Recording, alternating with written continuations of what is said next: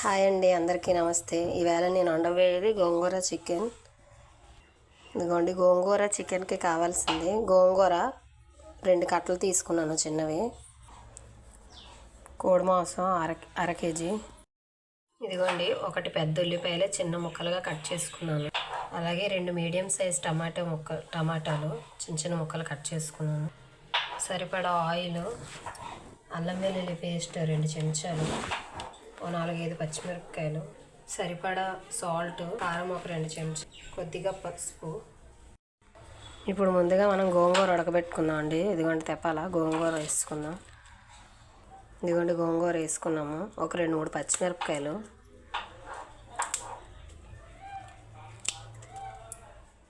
ఇదిగోండి 1 చెంచా నూనె. ఈ గోంగూర బాగా ఉడికించుకుందాం.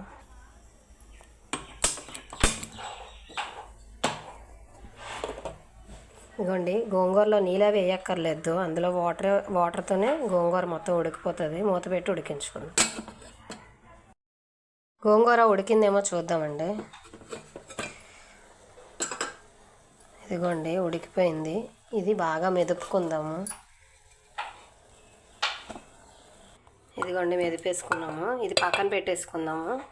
నెక్స్ట్ కూరకు కావాల్సింది చేసుకుందాం. ఇదిగోండి కూరకి కళాయి పెట్టుకున్నాను. ఇదిగోండి కళాయి హీట్ ఎక్కింది. ఇందులోని ఆయిల్ వేసుకుందాం.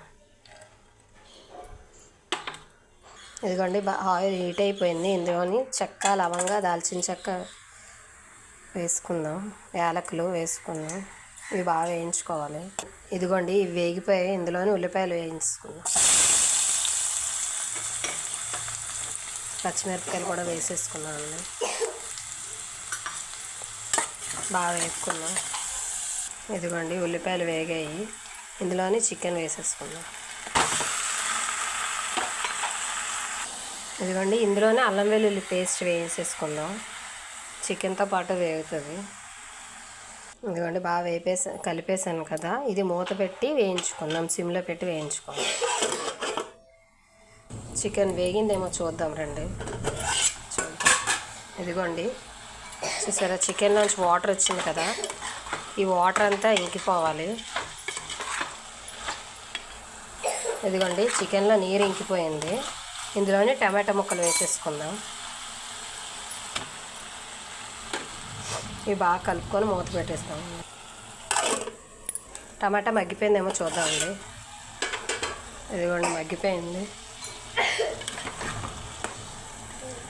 ఇదిగోండి టమాటాలు మగ్గిపోయాయి కదా. సరిపడా సాల్ట్ వేసుకుందాం. సరిపడా కారం, సరిపడా కొద్దిగా పసుపు. ఇవి బాగా కలుపుకుందాము. కారం పచ్చివాసన పోయే వరకు వేయించుకుందాం. ఇదిగోండి కారం వాసన పోయే వరకు బాగా వేయించుకున్నాం. ఇందులోని మనం ముందుగా ఉడకబెట్టుకున్నాం కదా, ఆ గోంగూర వేసేసి ముక్కకి పట్టినట్టు బాగా ఉడికించుకుందాం.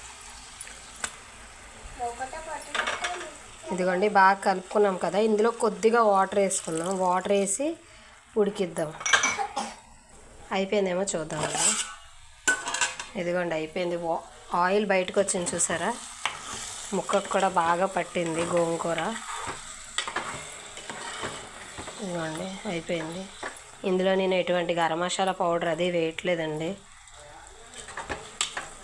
కొత్తిమీర కూడా వేయట్లేదు, ఎందుకంటే గోంగూర ఫ్లేవర్ బాగా తెలియాలి అని నేను వేయట్లేదు. ఇదిగోండి అయిపోయింది గోంగూర చికెన్. ఇదిగోండి గోంగూర చికెన్ రెడీ అయిపోయింది.